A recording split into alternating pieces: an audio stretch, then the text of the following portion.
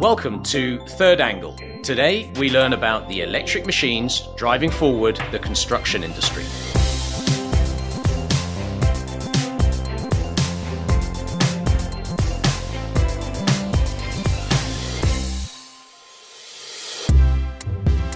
I'm your host, Paul Hames from industrial software company PTC.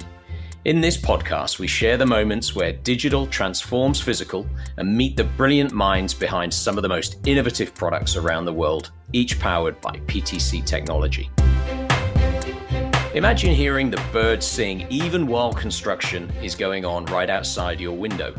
Or imagine a building being demolished in near complete silence. These are just a few of the promises of electric vehicles for the construction industry. Not only is this industry a noise polluter, it has a big impact on the climate too. But it is essential. It plays a vital role in the development of every country around the world. That's why it needs to go green. And Volvo Construction Equipment is at the forefront of the revolution. We sent our producer, Rachel McDevitt, to meet the team.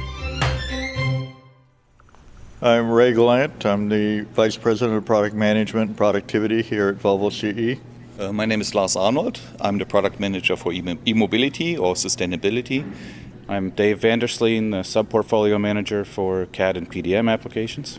So you're here at the Customer Center on the Shippensburg campus. We have 40 acres of developed area here, and the purpose of it is that we can bring customers in and test various machines in applications similar to what they're actually going to be doing. So here is our demonstration area. So we have the machines staged here. You have different areas where they can do different activities with the machines. We have a big apron here where periodically we do shows with the machines and demonstrate all the different machines in a choreographed display that everybody can get a good idea of what the machines do and have a little fun with it. So here in Shippensburg, we make compaction machines, so machines for compacting soil and asphalt. And we've been making them here since the 1970s, I believe. We also manufacture wheel loaders. We're focusing more and more on electric machines. So we have the wheel electric loader, electric excavator, and we're working on other electric products as well. The compact equipment is mainly used in utility jobs for small trench work, for water lines, for electrical conduit lines, things like that. They're used inside buildings for building construction work. They're used in landscaping and general municipal work.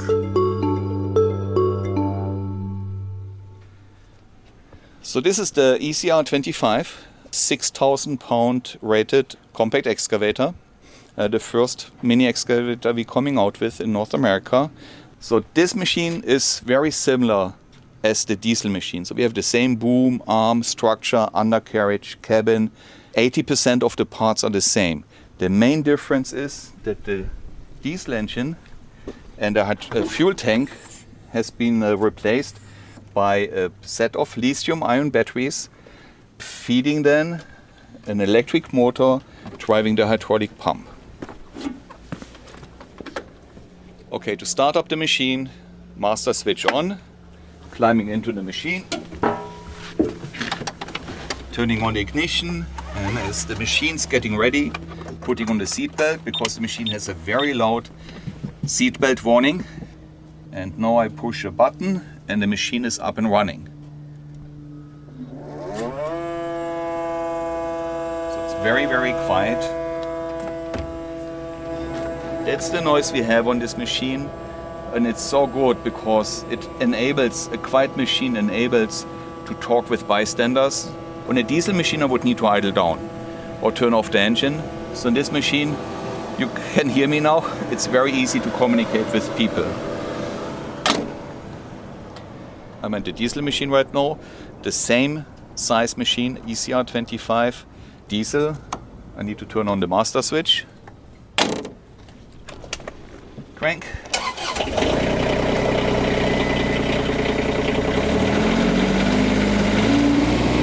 A little bit different to the electric machine, isn't it?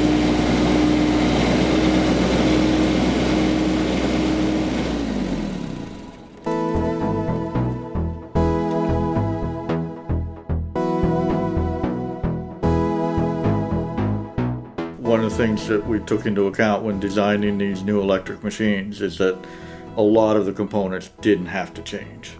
The boom and arm, for instance, if it worked fine on the diesel machine, then we left it alone, and we only changed what we had to incorporate the electric drives, and take advantage of the special features they have. So if their torque curves are different, we redesigned the hydraulic systems to take advantage of the new torque characteristics of an electric drive versus a diesel drive.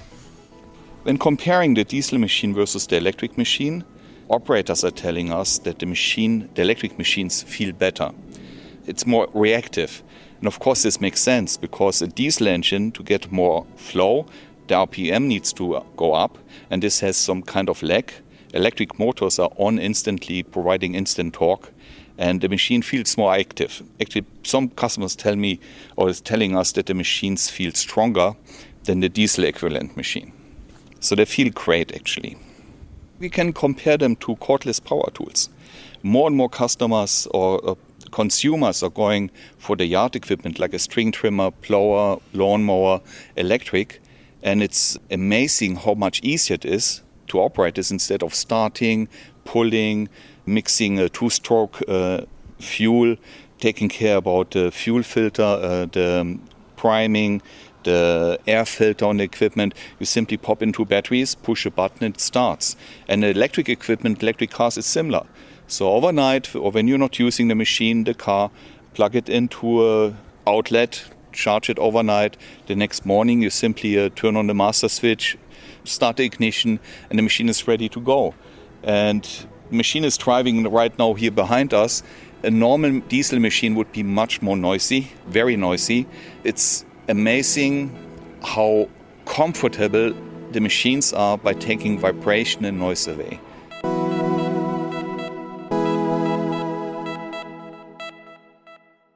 So yeah, one of the unique applications that we ran into early on when we were demoing electric equipment was with the Toronto Zoo in Canada, where they brought the electric equipment inside the pens where the animals were free-ranging.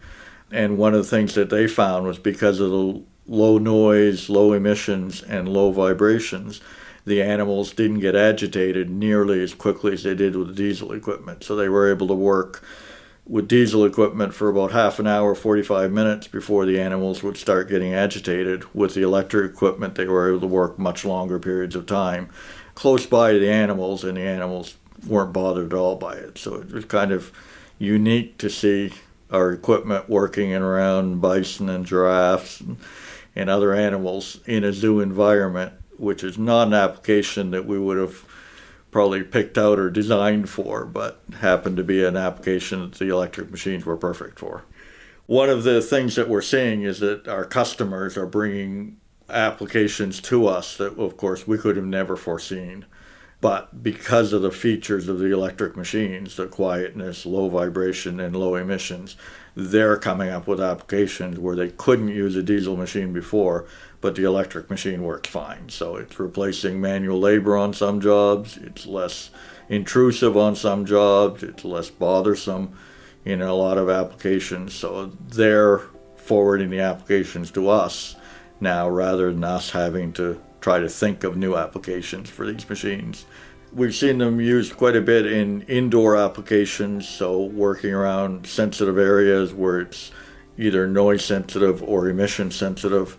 These machines are perfect for that. We've seen them work in a lot of municipal areas where the municipalities are very concerned with keeping the noise down and keeping disturbance down for the residents around, and especially when you come to off-hours work. So if something happens in the middle of the night, water main break or something like that, and they need to get it fixed, these machines are perfect because they have much less noise and disturbance than a traditional machine would have.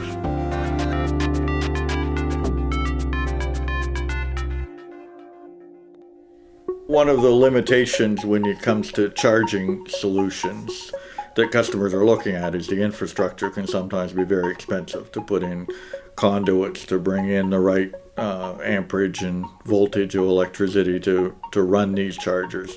So customers are looking for alternates that they can put out on a job site, run for 3-4 months or even 3-4 weeks in some cases, and be able to charge their machines, and yet then be able to pick up that equipment and move it to another site, to the next job site they're going on. So that's becoming a big part of our offering, is how do we get off-grid charging available either by solar, wind, portable batteries, hot swapping batteries, whatever method we can do to make sure the customer always has ready access to the fuel source, which in this case is electricity. What you see here is a off-grid solar charger. There's no foundation needed, there's no cording connections, even building permits are not required. It's only set on a place. The only thing it needs is a firm level ground and a nice position where no buildings or trees are obstructing the sunshine to the solar array.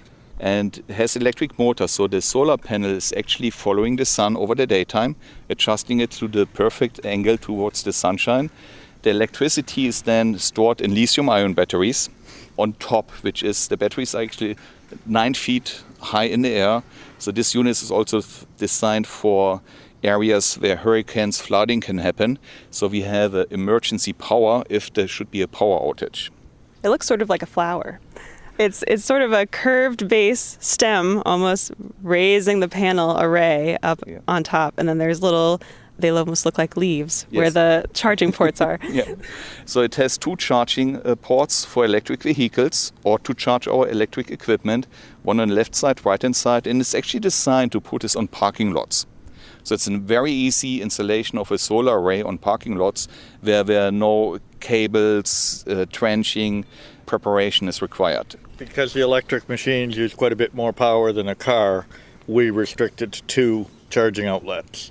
If it was a car installation that you were using the beam for, you could go up to 6 charging outlets off the 1 unit. Wow. That's really cool. Is that a Volvo invention, or is that... No, it's a partner company. We're partnered with Beam, but they're a company out of San Diego that's an independent company.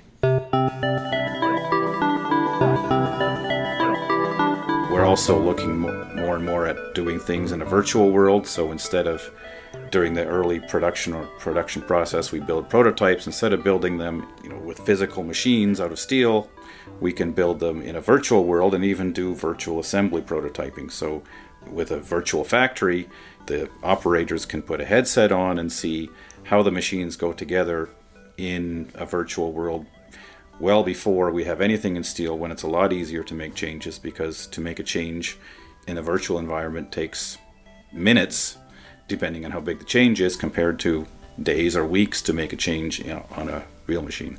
That's really cool. I mean, that sounds like metaverse stuff. Yeah, I don't know if we're going to the metaverse yet, but definitely more virtual. And even giving customers access to virtual machines so they can see what the machines look like and even sit in a machine and operate it in a virtual world, before we ever sell them. That was Dave Vandersleen, Ray Gallant, and Lars Arnold speaking to our producer, Rachel.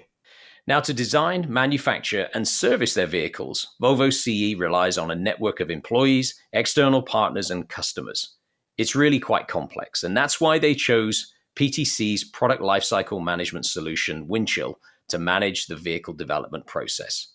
Let's find out more. Time to meet our expert, Mark Lobo, who heads up PTC's Windchill PLM division. Mark, can you start by telling us what Windchill does and how Volvo Construction Equipment is using it? So let's just start off with Windchill first. Windchill helps companies, typically discrete manufacturing companies like Volvo CE, manage their products throughout the entire life cycle. So it orchestrates the flow of product data between many different business systems and really enables a seamless, secure collaboration between folks that create the information and consumers of that product information, I would say both within the company and the extended enterprise. When you consider all of the business processes, it really starts off with managing product and process requirements. Then you get into typical R&D engineering processes like product design, engineering bill of material management, product line variability and complexity. You heard the Volvo construction product managers talk a lot about that. Then you get into managing suppliers, the supply chain, and into a streamlined collaboration with downstream stakeholders in manufacturing, shop flow, quality engineering service teams. So while this product information is being shared and augmented at every stage, there is full traceability with robust, powerful configuration and change management processes in Windchill that wraps around all of these steps. Now, if you turn for a minute to Volvo Construction Equipment or Volvo CE, it's a great example of a customer who has truly matured on their PLM or digital thread journey, as we like to call it here, and is benefiting from many of the synergies between products, sites, and projects. Let me give you a quick example of how they went about doing that. First things first for many companies is about getting your digital house in order, so to speak. And it started with an end-to-end product development process based on a single source of product data, that was Windchill, to create more efficient ways of working and an optimized user experience and toolchain integration. The next thing that was really critical for Volvo CE was this common product architecture. Now, let me step back for a minute. Volvo CE has 5 product lines, 270 models, 18,000 plus options and choices. Those are built around 11 factories. And you heard the product managers talk a lot about moving to hybrid and electrical machines, autonomous, connected solutions. So this common architecture with the shared technology really became critical for fast delivery of these new versions and the new products at the lowest cost. So they established a program to facilitate this transformation and to move the company towards the state-of-the-art architecture approach.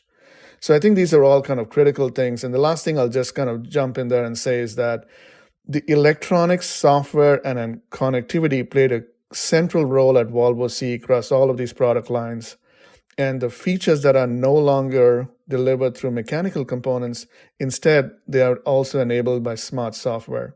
An example is a single hauler could have an exponential increase in specification and software modules from one product update to the next. In fact, they have 4,000 different software modules that go into these haulers in the electric version. So that's just to give you a sense of the level of product complexity and the journey they've been on. And Mark, how does a company the size and scope of Volvo CE, with 14,000 employees working across 140 countries, how do they transform to improve the speed of execution and become a more agile organization through the use of Windchill? Paul, this isn't something you probably hear about much, but I think it's really extremely important to the success of such a transformation like we've seen at Volvo Construction Equipment. It's really organizational change management, or OCM. It's as important as the product and the processes that we just spoke about earlier. Now, remember, I said Volvo CE is a huge company, 5 product lines, 270 models, along with this whole new push into hybrid and electrical machines. And when you think about companies at that level, they're trying to establish governance and process and then harmonize the teams around that. But that really always doesn't work. So Volvo took a slightly different tack, which is they focused on early adopters on the ground floor who then acted as change agents throughout the organization. So a bottom-up approach by having each community help define the vision and value in making those changes. Once these frontline workers were trained first, they then drove the change management by helping other team members learn and adopt that solution across the company, which was Windchill. What this did was it created a viral approach to training and adoption where change spread naturally throughout the organization. So definitely one of the key initiatives in a transformation such as at Volvo Construction Equipment is organizational change management. Thanks to Mark and to Dave, Ray and Lars for taking us behind the scenes at Volvo Construction Equipment headquarters. Please rate, review and subscribe to our bi-weekly Third Angle episodes wherever you listen to your podcasts, and follow PTC on LinkedIn and Twitter for future episodes. This is an 1860 production for PTC. Executive producer is Jackie Cook, sound design and editing by Ollie Guillou, location recording by Rachel McDevitt, and music by Rowan Bishop.